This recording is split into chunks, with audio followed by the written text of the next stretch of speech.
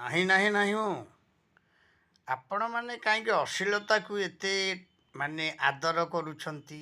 ଯେଉଁ କଳାକାରମାନେ ହୁଅନ୍ତୁ, ବାବୁ ସିଂ କ'ଣ କହିଛନ୍ତି? ଅଶ୍ଳୀଳ ନୃତ୍ୟକୁ ନା, ଅଶ୍ଳୀଳ ନୃତ୍ୟ ଆପଣମାନେ ନ କରିକି ଆପଣ ଆସୁନାହାନ୍ତି।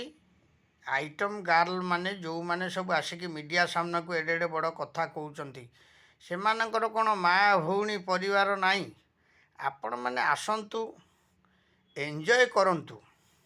ଏନ୍ଜୟର ମାନେ ନୁହଁ ନଗ୍ନ ଦେହ ଦେଖେଇକି ନାଚିବା। ନଗ୍ନ ଦେହକୁ ମନା ଖଣ୍ଡଗିରି, ଏଇ କଥା କହିଛନ୍ତି ବାବୁ ସିଂ। ଆଉ ଯେବେ ଆପଣ ଅମାନିଆ ହେଇକି ଯେବେ ଆପଣ ନାଚନ୍ତି, ତାହେଲେ ମାଡ଼ ହେବାଟା ଏଥର ଥୟ, କେହି ରକ୍ଷା କରିପାରିବେନି।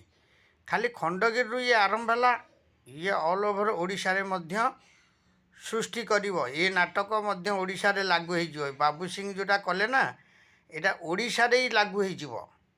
ଆପଣ ନାଚ ଗୀତ କରନ୍ତୁ। ସମସ୍ତେ ପରିବାର ନେଇକି ଯାଉଛନ୍ତି, ହଜାର ହଜାର, 500 500, 100 ଟିକେଟ୍ କାଟୁଛନ୍ତି, ମା' ଭଉଣୀ ନେଇକି ଯାଉଛନ୍ତି।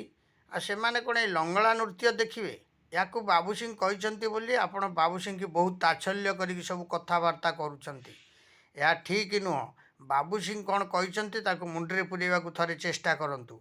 କହିଛନ୍ତି ଏହା କୁମ୍ଭମେଳା, ତେଣୁ ଏଠାରେ ଅଶ୍ଳୀଳ ନୃତ୍ୟ ହୋଇପାରିବ ନାହିଁ। କମିଶନରକୁ ମଧ୍ୟ ଦାୟିତ୍ୱ ଦିଆହେଇଛି, ଡିଜିପିଙ୍କୁ ମଧ୍ୟ ଦାୟିତ୍ୱ ଦିଆହେଇଛି, ଯାତ୍ରା କମିଟିର ସଦସ୍ୟମାନଙ୍କୁ ଦାୟିତ୍ୱ ଦିଆହେଇଛି। ଯେବେ ଆପଣମାନେ ନ ମାନିକି ବେମାନିଆ ହେଇକି ପୁଣି ନାଚିବେ, ଅଶ୍ଳୀଳ ନୃତ୍ୟ କରିବେ, ତାହେଲେ ଠେଙ୍ଗା ଗର୍ଜିବାଟା ଥୟ। ୟାକୁ କେହି ଅବମାନନା କରିପାରିବେ ନାହିଁ। ଆପଣମାନେ ସବୁ ସିଧା ଆସନ୍ତୁ, ଭଲ ନୃତ୍ୟ କରନ୍ତୁ, ସମାଜର ନୃତ୍ୟ କରନ୍ତୁ, ନାଁ କମେଇକି ଯାଆନ୍ତୁ। ନାହିଁ ନାହିଁ ନାହିଁ ମ ଏ ଓଡ଼ିଶା।